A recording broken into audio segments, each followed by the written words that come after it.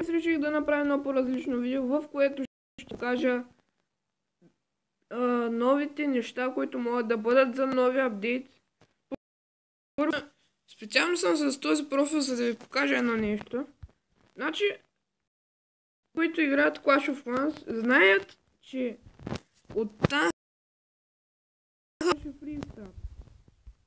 И сигурно вече сте го справили, но ето тук, когато Танхал 4, излиза фристар. Което означава, че скоро може да има апдейт. И да видим от какво ще се състои той. Намерих още няколко снимки, затова ще се върна след малко.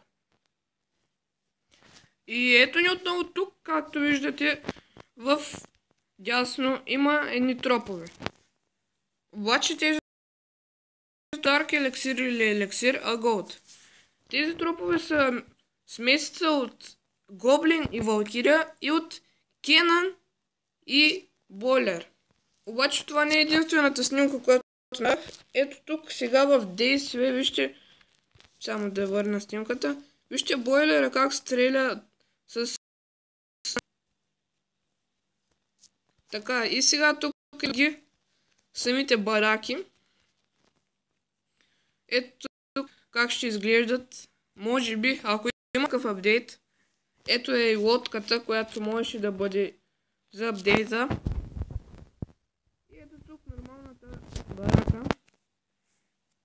Така, обаче, интересното е дали, когато смесят гоблина и валката, дали те няма да бъдат по-бързи, защото знаете и, че двата тропа са изключително бързи. Така, сега ще се върна към Clash of Clans, за да направя атаки. И хора, ето ни отново. Реших да не правя атаки, а само да пусна атака. Искам да говоря главно за апдейта. Ще бъде интересно. Добавят ли бараки? Какви армии ще могат да се направят? Значи сега само ще покажа до къде съм стигнал. Тук макснах Wizard Tower-ите, мортарите.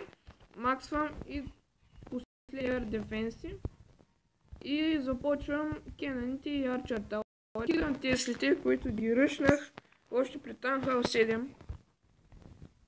Тях ще се старая малко с тях. Тук Валкирията я вдигам на втори левел. И нека сега ще пусна една атака. И ще говоря за апдейта. Значи този апдейт ще бъде интересно дали ще има за Танхал 7 и нагоре. Може и за Танхал 6, защото бараката сякаш е направена на Танхал. Интересно ще бъде за какво ще бъде тази барака.